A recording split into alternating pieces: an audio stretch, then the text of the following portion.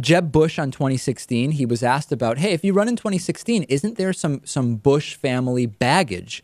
And Jeb Bush says, no, there's no baggage at all. Take a listen to what he had to say also to Chris Wallace on Fox News Sunday. Let me ask you a couple of more questions about the illogic of whether or not you would run in 2016. Right. Some people say that obviously you're very proud of your family and proud of their accomplishments, but the question is, would it be a political burden? I think it's fair to say that when your brother left the presidency, he was somewhat unpopular. We looked around. The most recent poll shows that 46% view him favorably, 49% view him unfavorably. Do you think that there is any Bush baggage? Do you think that would be a problem? No, I don't think there's any Bush baggage at all. I love my brother. I'm proud of his accomplishments. I love my dad. I am proud to be a Bush. And if I run for president, it's not because of something in my DNA that compels me to do it. It would be that it's the right thing to do for my family, that the conditions are right, and that I have something to offer. There's no baggage at all, he says. And, you know, I actually find, obviously he has to say this, right? Confidence. And we know that according to a 2009 CBS News New York Times poll, George W. Bush left office with an approval rating of 22%, the lowest approval since Gallup began asking the question 70 years earlier.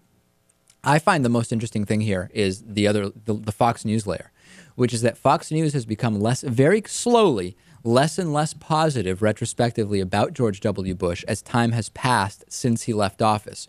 This shows us that it was all a charade, right? They understand the disaster of the George W. Bush presidency, and now they are slowly talking about it retrospectively in less glowing terms. I'm not surprised. It shows us it's all nonsense. I suppose, but you know what? I bet you he would actually have a shot if he ran. Jeb Bush? Yeah.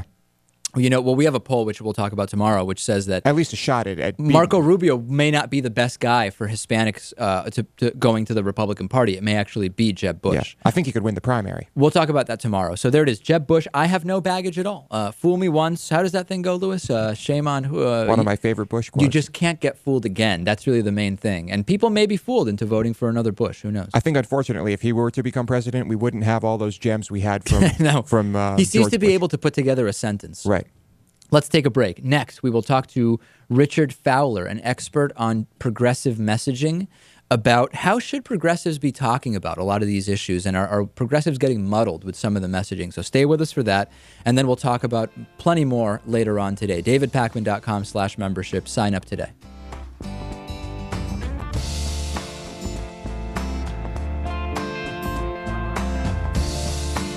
The David Pakman Show at davidpakman.com.